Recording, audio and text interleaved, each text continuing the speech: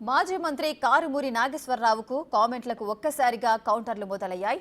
ఆయన గుంటూరు యువతల అవతల నరికివేత అన్న సంచలన వ్యాఖ్యలు చేయడంతో కూటమి ఎమ్మెల్యేలు తీవ్రస్థాయిలో ధ్వజమెత్తారు. కొవ్వూరు, ఏలూరు, నరసాపురం ఎమ్మెల్యేలు ఆయనకు స్ట్రాంగ్ కౌంటర్లు ఇచ్చారు. గత వైసీపీ పాలనలో రాజ్యాంగమే మార్చేశారని, వారు ప్రజాస్వామ్యాన్ని ఖూనీ చేయడం గుర్తించే జనం 11 సీట్లకు పరిమితం చేశారని, వచ్చే రోజుల్లో ఆ సీట్లు కూడా రావంటూ ఎమ్మెల్యేలు గట్టి బదులిచ్చారు. గుంటూరు యువతల నుంచి ఇంట్లోంచి లాగి కొడతారు, గుంటూరు అవతల నుంచి నరికి పడేస్తారని చెప్పి సందర్భంగా తెలియజేస్తున్నాం. నిజేతంటే వాళ్ళ ఇంటికి మన ఇల్లు ఎంత దూరమో మన ఇంటికి వాళ్ళంతే దూరం. వీళ్ళేదో శాశ్వతం అనుకుంటున్నారు. తణుకు నియోజకవర్గానికి సంబంధించినటువంటి మాజీ మంత్రి గారు కారుమూరి నాగేశ్వరరావు గారు వారి కార్యకర్తల యొక్క సమావేశంలో కొన్ని మాటలు మాట్లాడారు. వచ్చేది వైకాపా ప్రభుత్వం, గుంటూరు యువతలో ఉన్న వాళ్ళందరినీ కూడా ఇంటిల్లో ఉన్న వాళ్ళని లాగి తన్నుతాము, గుంటూరు అవతలో ఉన్నటువంటి వాళ్ళందరినీ కూడా ఇళ్లలోకి వెళ్ళి నరుకుతాము అంటున్నాడు.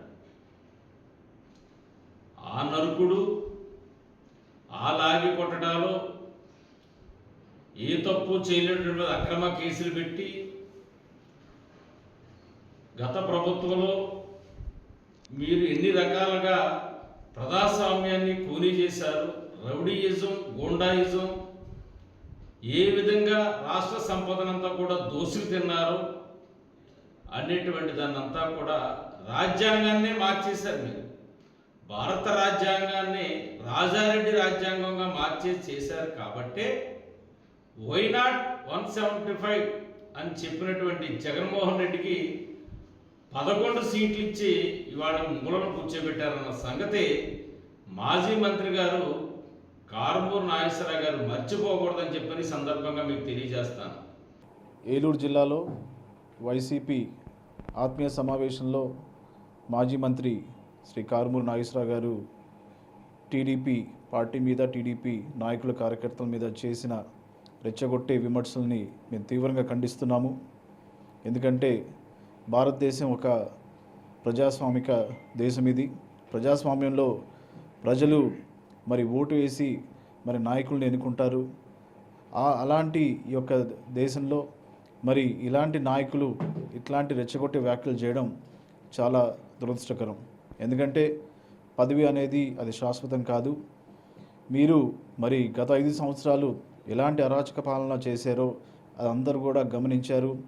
అందుకోసమే మీరు వైనాట్ 175 అన్నా కూడా ప్రజలు మీకు 11 సీట్స్కే పరిమితం చేసి మరి ఈ రోజున కనీసం మీరు అసెంబ్లీకి వచ్చి మీ యొక్క గళాన్ని వినిపించే అక్కడ విషయం కూడా లేదని నేను తెలియజేస్తున్నాను. మరి ఏలూరు ఒక రివ్యూ మీటింగ్లో మరి ఆ రోజు పౌర సరఫరా శాఖ మంత్రిగా ఉన్నటువంటి కారుమూరి నాగేశ్వరరావు గారు మరి ఆయన ఏ రకమైన భాషాజాలాన్ని వాడారో కూడా అందరూ కూడా చూస్తున్నాం. అంటే గతంలో కూడా ఆ రోజు 151 సీట్ల వచ్చిన అహంకారంతో ఆ రోజు వైఎస్ఆర్ ప్రభుత్వ నాయకులు కానీ, మంత్రులు కానీ, ఆ రోజున్న ముఖ్యమంత్రి కానీ మరి వివిధ రకాలుగా కూడా అటు ప్రజల పైన కానీ అన్ని వర్గాల్ని కూడా, అదేవిధంగా పార్టీలపై ఏదైతే తెలుగుదేశం పార్టీ ఉందో, మరి జనసేన పార్టీ ఉందో, బీజేపీ పార్టీ పైన, నాయకుల పైన ప్రత్యేకంగా ఒక కక్ష సాధింపుతోనే ఆ రోజు ప్రభుత్వం ముందుకెళ్ళింది. అదేవిధంగా ఏదైతే ప్రజా దర్బారు, ప్రజావేదిక ఆ రోజు అధికారంలోకి వచ్చిన మొదటనే ఆ ప్రజావేదిక నేల కూర్చి ఆ రోజు ముందుకెళ్ళిన వైఎస్ఆర్ ప్రభుత్వం. మరి అలాంటి ప్రభుత్వం ప్రజలు ఆ రోజున 11 సీట్లకి ఇంట్లో కూర్చో